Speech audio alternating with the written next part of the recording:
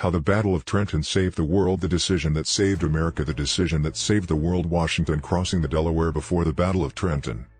On December 23, 1776, Thomas Paine wrote, "These are the times that try men's souls." George Washington's army was disintegrating after a series of defeats around New York City, and May of his men's enlistments were due to expire at the end of the year. The only thing saving his army was winter and the Delaware River. The British retired to winter quarters in the hopes that either winter, or renewed hostilities in the spring, would end the rebellion. After asking his men to stay for one last effort, Washington devised a daring plan to stun the British, capture supplies, and reinvigorate American morale.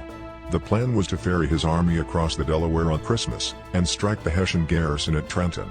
Initially devised as a three-pronged attack, a nor'easter and ice-choked river turned back two of Washington's columns.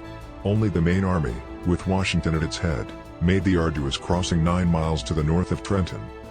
Behind schedule because of the storm, the Americans arrived on the outskirts of Trenton around daybreak on the 26th. Washington split his force into two columns. One, commanded by Nathaniel Greene, attacked from the north, while a second under John Sullivan attacked from the west to cut the line of retreat to the south.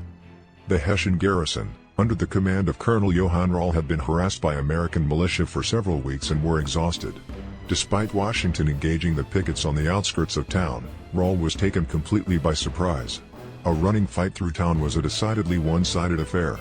Some Hessians managed to escape, but most were captured, including the mortally wounded Rall. Washington had won a stunning victory. The army that the British thought was all but defeated had destroyed a major garrison with very light casualties, capturing critical supplies in the process.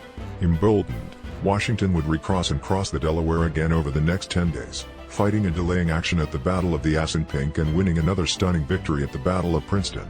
The Revolution had survived. Christmas 1776 proved bleak for the fledgling Continental Army and their commander, George Washington.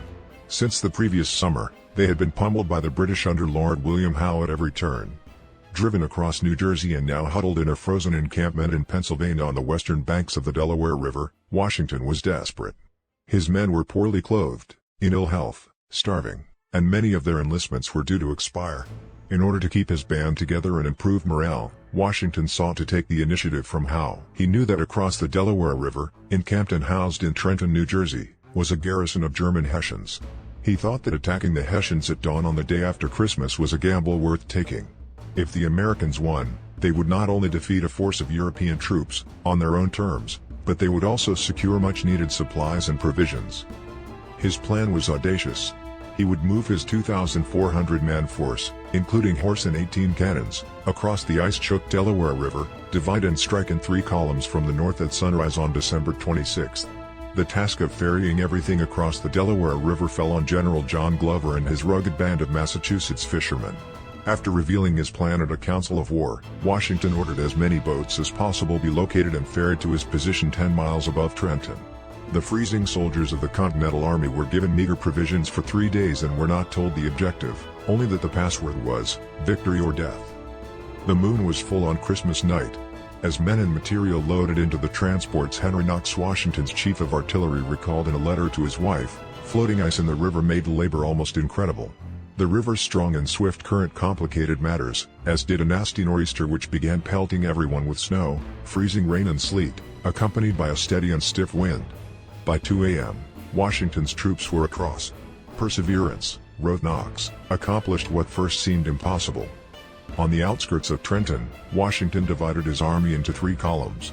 General John Sullivan's command would approach Trenton along the river road on the west edge of the town.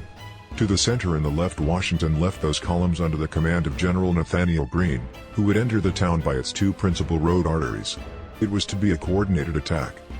Delays in the crossing meant that it was daylight by the time they reached Trenton, but Washington did still achieve the surprise he sought. The storm that had delayed the crossing had provided a modicum of cover. The Hessian outposts on the edge of town were quickly overrun, and on cue the main body of troops from all sides rushed pell-mell into Trenton.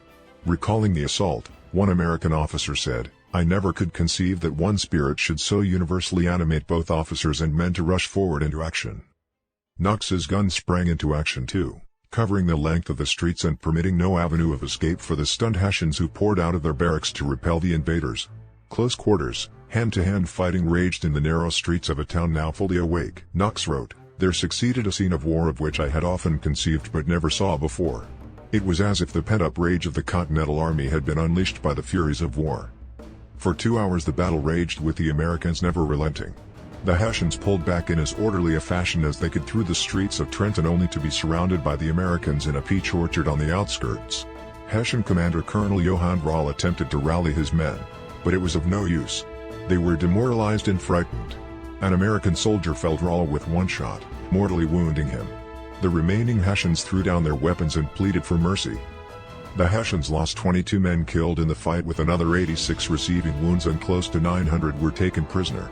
The Americans also seized much-needed supplies, including additional cannons and 1,200 muskets.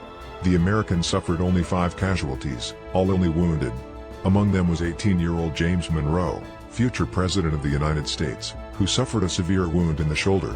It was a stunning victory that proved a vital boost to the American cause when it desperately needed it. Thanks for listening. See you next time.